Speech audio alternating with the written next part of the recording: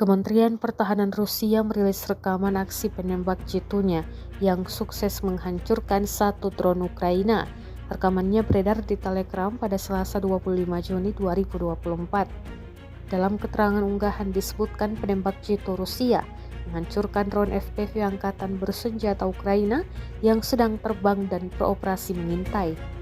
Setelah menemukan drone FPV Ukraina, pasangan penembak jitu dengan cepat mengambil posisi menembak dan beberapa menit kemudian dengan tembakan akurat dari senapan VSS, drone penyerang hancur di udara tanpa membahayakan personel dan peralatan militer Rusia.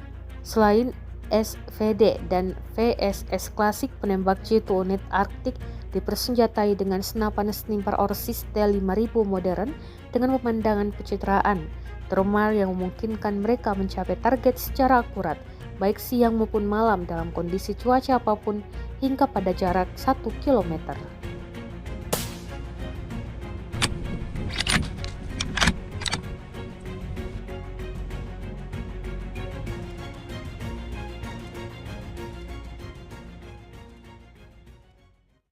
Был FPV-дрон, отработали моментально, быстро. Дрон-детектор также его обнаружил, выскочили, отработали из оружия ВСС, цель была поражена. Download Tribun X sekarang, menghadirkan lokal menjadi Indonesia.